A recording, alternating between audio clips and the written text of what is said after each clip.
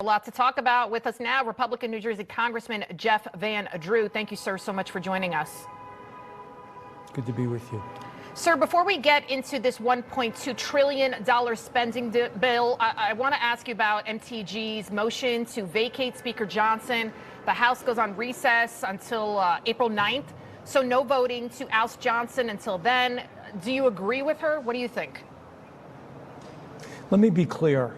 This budget and these 6 bills, I did not vote for them. I didn't even vote for the last 6. They're filled with pork. There's all kinds of money being spent there that shouldn't be. It comes down to, $500 million per word. We got it in the wee hours of the morning. So no, I don't like the bill at all. I voted against it. But here's the answer. The answer is not to vacate Speaker Johnson.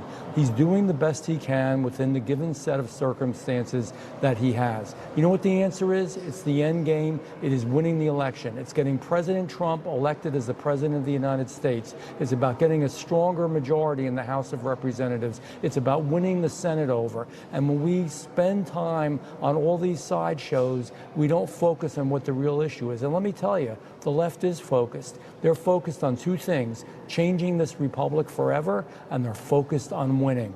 We have to focus on winning. Speaker Johnson, his hands are tied.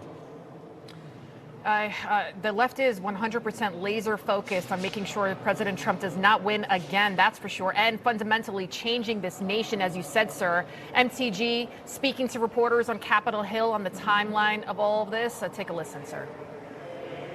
I'm not saying that it won't happen in 2 weeks or it won't happen in a month or who knows when, but I am saying the clock has started. It's time for our conference to choose a new speaker. And I do not wish to inflict pain on our conference and to throw the House in chaos.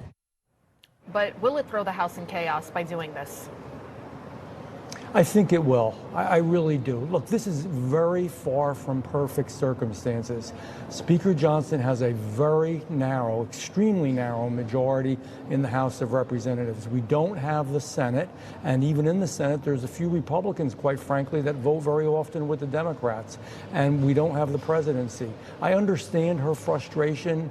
I know she wants to change, what's happening, and so do I. There's nothing more than I want to do that. If we're not careful, we're going to lose our nation. But the only way that we're going to win this, the only way that we're going to make the change that we need to change, the only way that we're going to bring our America back home is to make sure that we win these elections. And I'm going to focus all my energy, other than just doing my job, and I always will focus energy on that, on making sure that we do just that. This won't help us win in November. It probably will hurt us. So I don't support it. We need to move on, and we need to win. Congressman, before I let you go, we have less than a minute left. President Trump has until Monday to satisfy that bond, $454 million. Is political persecution. They're hell-bent on trying to drain his campaign coffers so he doesn't win again. Do you think this is more than just about President Trump at this point? I think he represents a movement. It is more than just about President Trump. I've spoken to people that didn't even support him previously that do now because they see what's happening. This is unbelievable. When I say we're losing our American freedoms, I really mean it.